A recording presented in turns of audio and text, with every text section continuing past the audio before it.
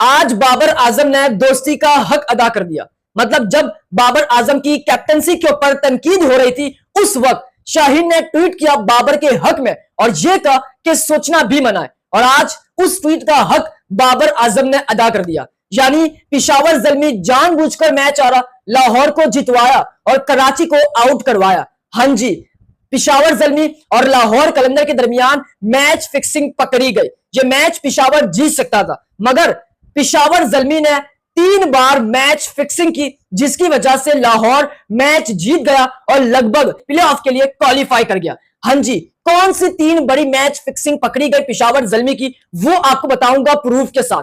उसके अलावा भाई बाबर आजम ने कमाल कर दिया। बेशक पिशावर ज़ल्मी हार गए मगर बाबर आजम ने एक और शानदार 50 बनाकर एक और नया रिकॉर्ड कायम कर दिया। अब बाबर आजम ने कौन सा नया रिकॉर्ड कायम किया वो रिकॉर्ड भी आपको बताऊंगा और साथ पीएसएल सीजन 11 के अंदर जितने भी फैंस हैं उनके लिए एक बहुत बड़ी खुशखबरी आई है। मोहसिन नकवी ने क्राउड को लेकर एक बड़ा ऐलान किया है। क्या ऐलान किया है वो भी आपको बताऊंगा, लेकिन उससे पहले आपसे रिक्वेस्ट है कि इस वीडियो को एंड तक लाजमी देखना क्योंकि आज की वीडियो बहुत ही स्पेशल है। मगर इस चैनल पर जितने भी नए व्यूअर्स हैं इस वीडियो को लाइक, इस चैनल को सब्सक्राइब लाजमी करें।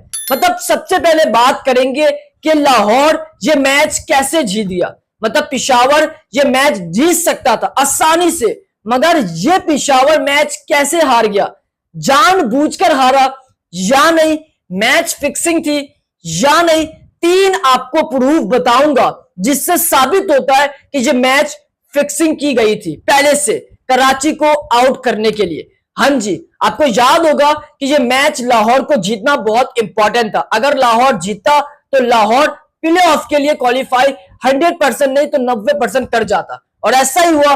लाहौर 90% क्वालिफाई कर गया क्योंकि लाहौर पिशावर से जीत गया। अब कराची तो आउट हो गया क्योंकि कराची का रन रेट बहुत ही खराब है। लेकिन यहां बात की जाए पिशावर और लाहौर की तो भाई साहब इनके मैच में मैच फिक्सिंग हुई है। कैसे? 3 आपको प्रूफ बताता हूं। सबसे पहला प्रूफ कि जी इफ्तिखार अहमद 13 बॉल में 12 रन लाहौर को चाहिए जीत के लिए और इफ्तिखार अहमद ने इजी कैच ड्रॉप कर दिया। चले कैच ड्रॉप होता है लेकिन इफ्तिखार अहमद जब प्रेस कॉन्फ्रेंस में आते हैं तो वो ये कहते हैं कि मेरे सामने लाइट आ गई थी। लेकिन जब हम देखते हैं रिप्ले तो इफ्तिखार जब कैच ड्रॉप करते हैं तब उनका रिएक्शन ना लाइट की तरफ जाता है ना अपनी आंखों की तरफ जाता है। वो खुद हैरान रह जाते हैं कि जो मैंने कैच कैसे ड्रॉप कर दिया।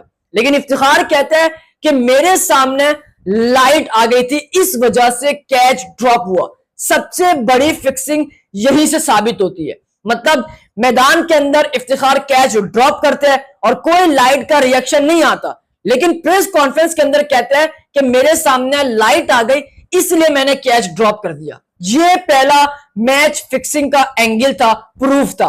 अब दूसरा प्रूफ आपको बताता हूं। भाई जब लाहौर को 2 रन चाहिए थे तो पिशावर ज़ल्मी की जो फील्डिंग थी वो सब पीछे थी। यानी long on long off mid wicket यहां सब बाउंड्री पर थे। मतलब जब किसी टीम को 2 रन चाहिए होते हैं तो सारे फील्डर करीब होते हैं ताकि प्रेशर डाला जाए और किसी भी तरह से मैच जीता जाए।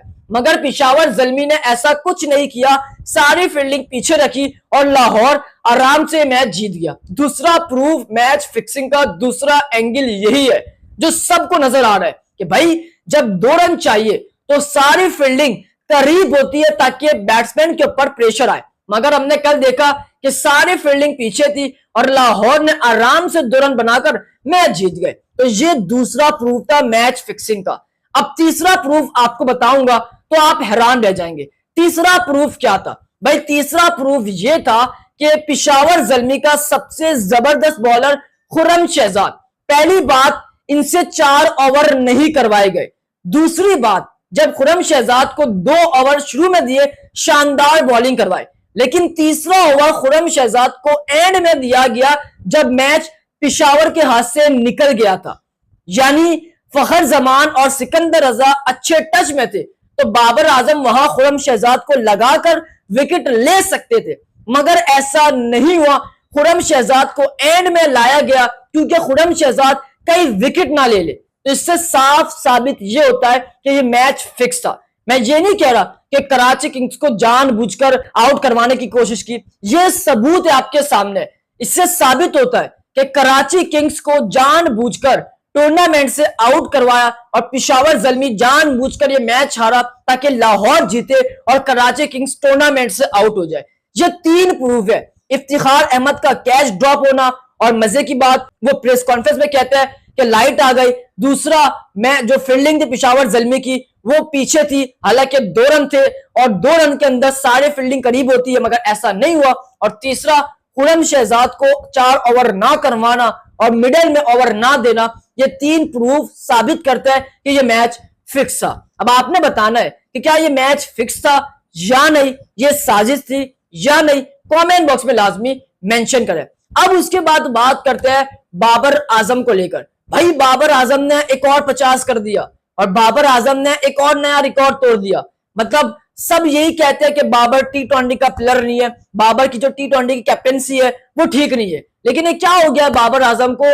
मतलब एक ही मैच आ रहा है इस PSL सीजन 11 के अंदर, अब तक सिर्फ एक मैच, शानदार कप्तानी और शानदार बल्लेबाजी, बाबर ने एक और 50 कर दिया। सबसे पहले मैं आपको बताता हूं कि भाई बाबर आजम ने इस PSL के अंदर कैसे परफॉर्म किया।